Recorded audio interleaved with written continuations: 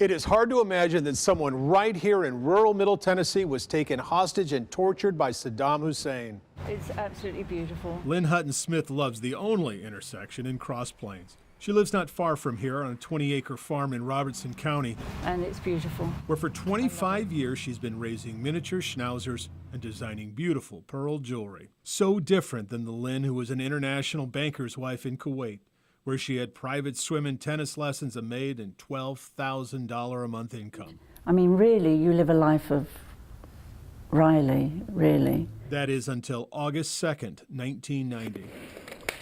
And I picked up the phone and she said, "My God, they're killing people in the streets." And I could hear gunfire. And I said, "What's wrong?" She said, "Oh my God, they're killing civilians. They're here, they're here." I said, "Who's here?" She said, "The Iraqis. They're invading." And the phone went dead. A couple of hours later, Iraqi soldiers burst into my home, put a gun to my head, and told me I had 2 minutes to pack a bag and go with them. So I had my 2-year-old with me.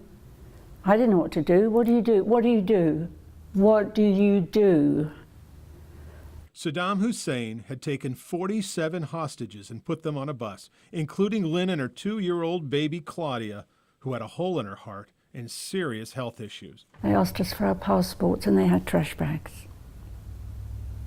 Now, as you know, if you see your passport going into a trash bag, or your ID, everything is going. So they were laughing and joking, and they came to pick up the passports. And then they told us to get out of the bus, and they lined us up in a firing squad. I remember thinking when I heard the guns, I was holding my baby, surely they wouldn't kill Claudia. That's what I kept thinking. Surely they wouldn't kill my baby. But what they were doing, they were mentally torturing us. From there to a secret military facility where many of the hostages were raped. Lynn was spared, she believes, because she was with her 2-year-old Claudia. But Claudia was very sick.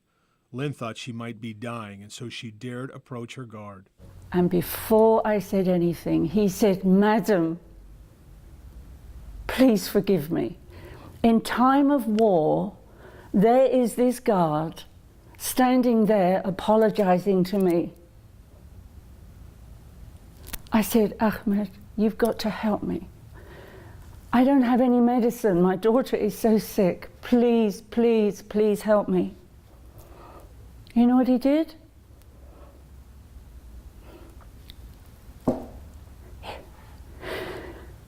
He left the camp for 3 days,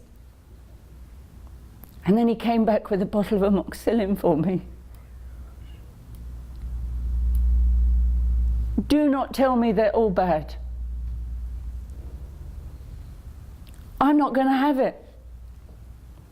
3 weeks of hell continued with a bus ride to Iraq in 135-degree heat and no bathrooms. The hostages urinated and defecated on themselves, but they survived. World leaders negotiated their release, and the 47 were flown to London. Lynn made the papers, but gave no interviews.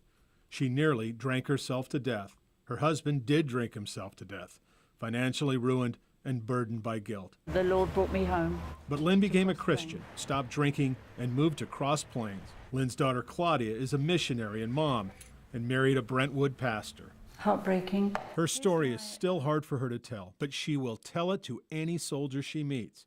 She wants to affirm their sacrifice. But one time in her jewelry shop, it was one of those soldiers that surprised Lynn. He said, "I want you to show this to your daughter, but I want to give it to you." Sadaam Hussein's jail cell key.